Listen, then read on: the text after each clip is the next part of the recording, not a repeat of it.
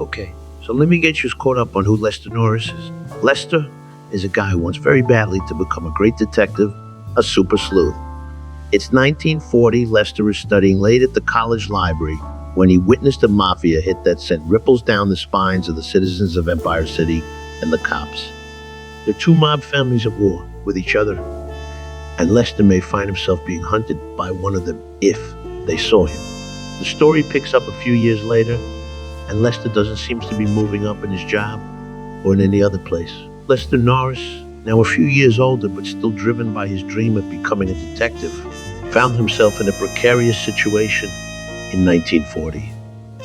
He had completed his criminology degree and was working as a lowly clerk at the Empire City Police Department, but he hadn't given up on his dreams, and his nights were still filled with reading about legendary detectives and their heroic escapades.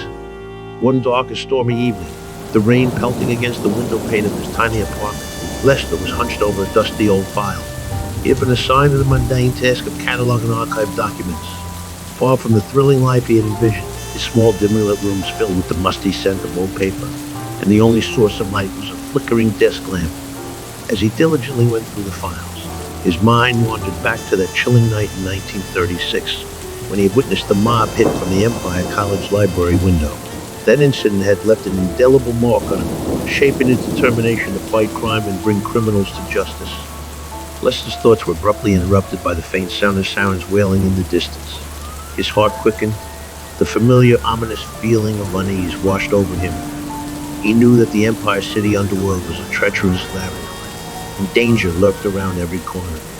With a heavy sigh, he decided to take a break and glanced out the window, his eyes absent-mindedly tracing the raindrops as they raced down the glass.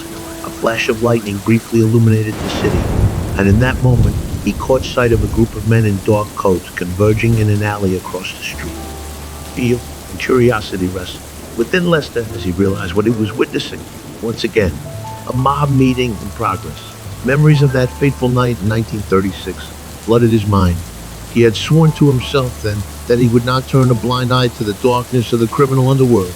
But this time, the stakes were higher. It wasn't just an execution. It was a gathering of power.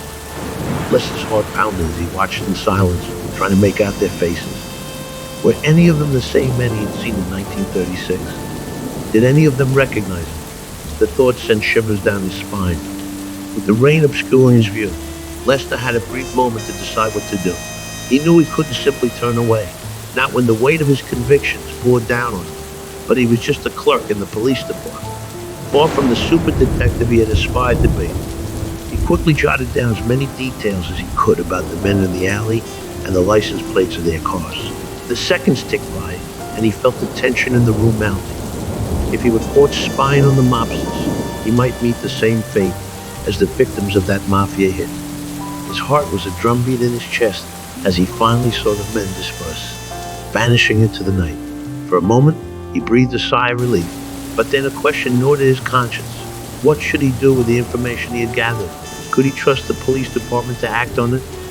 As Lester sat alone in his apartment, the shadows dancing in the dim light, he was faced with a choice that could either fulfill his dreams of becoming a super detective or lead him down a perilous path of danger and deception. In the world of Empire City in 1940, where corruption ran deep and the mob held sway, the line between right and wrong was as blurry as the rain-streaked window pane. Lester Norris was at a crossroads, and the weight of his decisions hung heavily in the air. So to all of you listening to this new audiobook, first of all, do you like this? Is this an audiobook idea you could get behind? And second, I want to pull you in, the listener, into the storyline. Give us your ideas for the next chapter. If you have an idea, drop it in the comments below. Let's see what you can do, but don't take too long. I don't like waiting.